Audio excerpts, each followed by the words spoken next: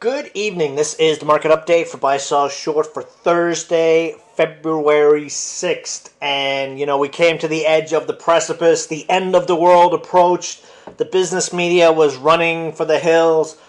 And the market threw in a 180-point reversal. That's just the way it is. Everyone is on one side of the boat, so the boat flips over to the other side. We've got the jobs report tomorrow. And if you were watching the business media today, it was all doom and gloom. It's going to be a bad number. It's going to be a good number. It's going to be bad for the market.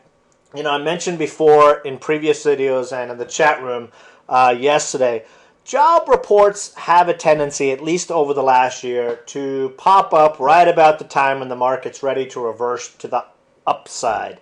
We had a strong close today. The sentiment is to the buy side, despite what you are hearing in the business media. The same press release can be spun positively and negatively. It just as a matter of what direction they want the market to go. The same news 2 weeks ago could have a totally different effect than it does right now, and that's just the way the market is. As for tomorrow, I think no matter what way the jobs number comes out, it's going to be spun positively for the market. So, we'll see what happens tomorrow. Fingers crossed, we already have the recipe in place for a very nice rally in the market next week. Large caps have started to move. If we don't see an implosion tomorrow, we should see the small caps really pick up steam next week. McClellan Oscillator has bottomed out at negative 63. The exact same level that we saw back in October. And if you look at the Dow daily chart, the last significant market retrace that we had, which was 1,000 points, was last October. And boom, we got the same reading on the McClellan Oscillator, and you know what happened after that. The market rallied 2,000 points over the next 2+ months. This sell-off was even much steeper.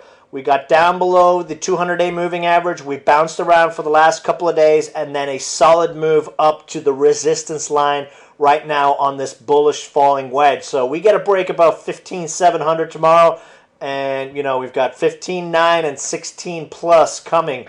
Extreme negative MACD, stochastics in the basement, RSI in the basement. All systems appear to be go. We just need to get through the jobs report tomorrow. 15-minute chart, you can see a similar setup. We broke that downtrend line, and we're ready to rock and roll higher. Russell, exact same thing. Extreme negative MACD, stochastics in the basement. We look at the Dow transports.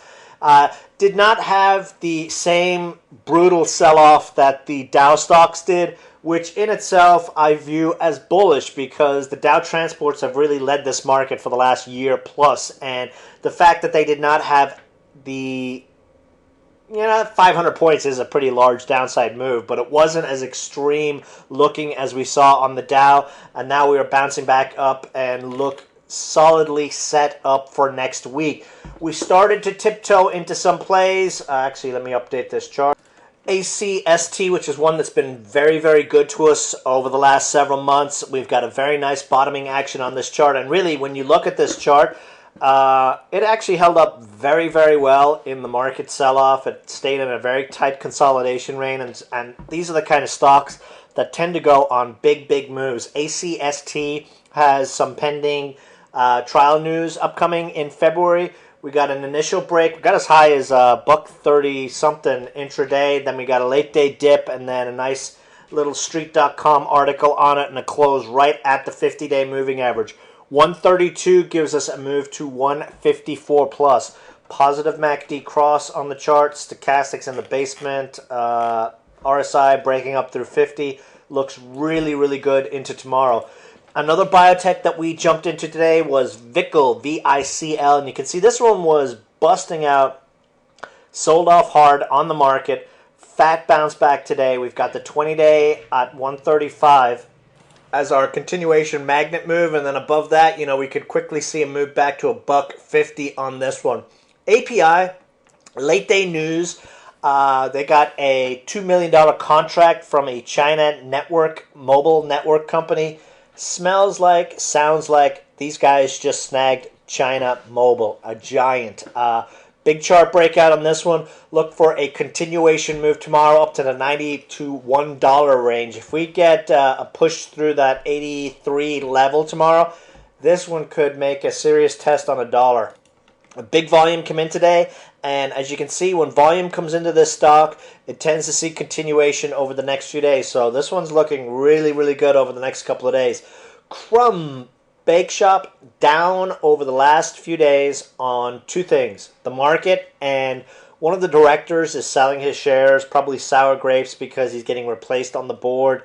I believe the guy is out, if he's not out already. 75 cents is the breakout. 90 cents, then $1.07 would be the bounce targets. Coffee stocks very, very strong right now. Big volume day on this low floater should set it free. Got to mention DCTH, of course. Our little bioturd that continues to frustrate us, but it bounced off the 50-day today and could see a continuation move upward, especially with biotech stocks starting to gain traction. Not going to go over all the plays. I will say this. In this rally that's going to come over the next few days, if you're still sitting on January plays and partial positions, you should be looking to get out. The goal right now is to be playing fresh stocks. Don't be sitting on stocks unless they're in your long-term account for a long time.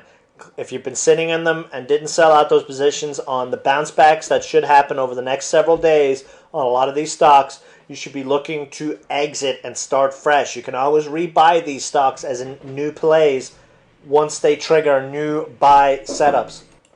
We've been playing, pretty tightly intraday. Not a whole lot of trading alerts over the last few days as the market's tried to find this bottom, and playing half positions. If the market does as I expect it and hope it does tomorrow, then we can start going back to a normal trading stance next week. So should be some more plays, more email alerts, back to our regular position sizes, and the focus is probably going to be a lot on bounce charts. Started to see a lot of that happen today. A lot of biotechs getting interest, which is a great sign, and that's where we're going to be standing. Any questions? Shoot me an email. Feedback buysellshort.com.